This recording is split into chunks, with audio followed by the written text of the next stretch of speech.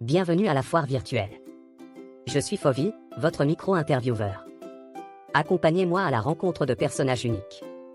Direction la foire du 35. Aujourd'hui, nous avons un invité très spécial.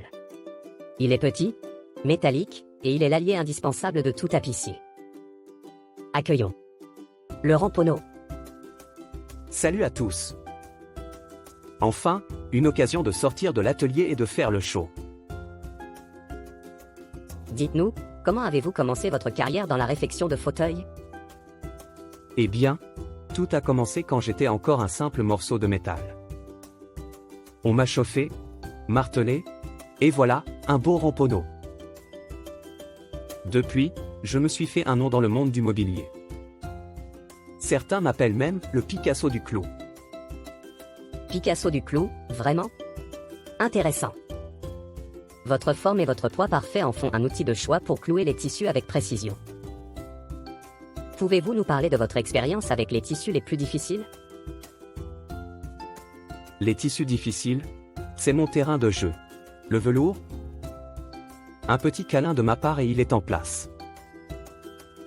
Le lin épais? Une petite discussion. Quelques coups bien placés et hop, il reste bien sage. C'est un peu comme dresser des chats, mais en plus fun. J'adore. À chaque coup de marteau, c'est un peu comme une danse entre vous et le fauteuil. Qu'est-ce que ça fait d'être si proche des meubles? De voir leur transformation de si près? C'est magique, vraiment. Voir un vieux fauteuil tout râpé se transformer en trône royal, c'est comme un relooking extrême version déco. On pourrait presque entendre les meubles murmurer « Merci, tu es mon héros ». Oui, vous êtes vraiment un héros méconnu du monde de la décoration intérieure. Et finalement, pour quelle raison faut-il donner une nouvelle vie à notre mobilier?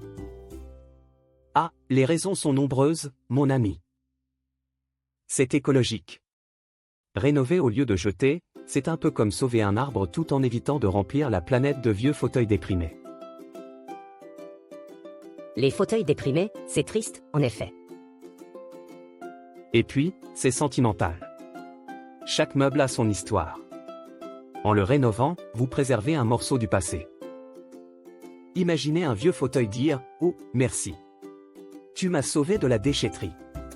J'étais sur le point de finir en copeaux. » Merci beaucoup pour ces sages paroles.